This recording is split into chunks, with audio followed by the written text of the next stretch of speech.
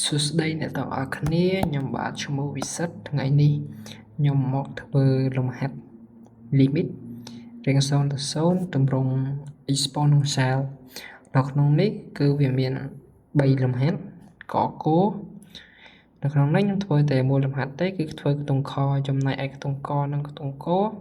អ្នកទាំងអស់គ្នាធ្វើខ្លួនឯងប៉ុន្តែខ្ញុំចង់ប្រាប់ចម្លើយអ្នកទាំងអស់គ្នាថាខ្ទង់កចម្លើយស្មើ1ចំណែកឯខ្ទង់កគឺចម្លើយស្មើនឹង8លើ3អូខេខ្ញុំធ្វើតែខ្ទង់ខទេខ្ទង់ខយើងគឺ limit x ខិតទៅជិត0 ស្វ័យគុណ ax ដក ស្វ័យគុណ bx នៅលើ x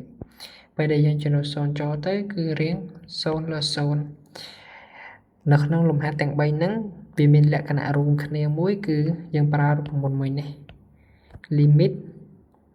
x ខិតទៅជិត0នៃស្វ័យគុណដក1នៅលើស្មើ1ទាំង3លំហាត់ហ្នឹង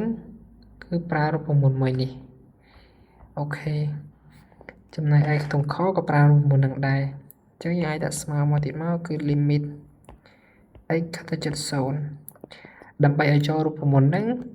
ចំពោះភ័ក្ត្រយកខ្ញុំបូក1ខ្ញុំដក1ស្វ័យគុណ x ខ្ញុំដក1ប៉ុន្តែខ្ញុំបូក1ចូលវិញ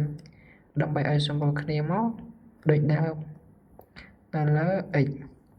តមកទៀតយើងចាប់ផ្ដើមផ្ដាច់ភ័ក្ត្រយកជា2ផលបូកគឺ limit ស្វ័យគុណ ax ដក1នៅលើ x បែបនេះយើងបូកឲ្យ1ដកស្វ័យគុណ bx នៅលើ x បែបនេះ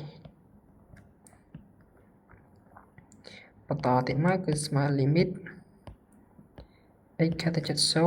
0យើងមានរូបមន្តខាងលើយើងគឺស្វ័យគុណដក1នៅលើអញ្ចឹងអត់x នេះវាប្រៀបបានដូចនឹងអញ្ចឹង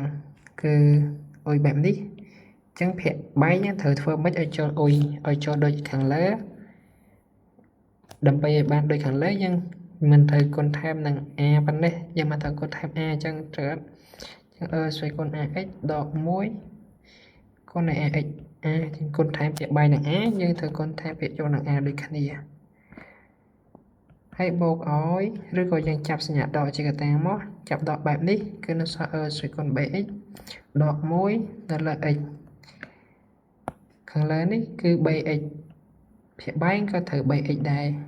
ដូច្នេះហើយដើម្បីបាន bx យើង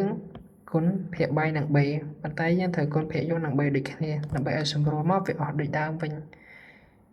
អូខេបន្តមកទៀតស្មើ limit x ខិតទៅជិត0ដូចដែលយើងបាននិយាយគ្នាអញ្ចឹង ax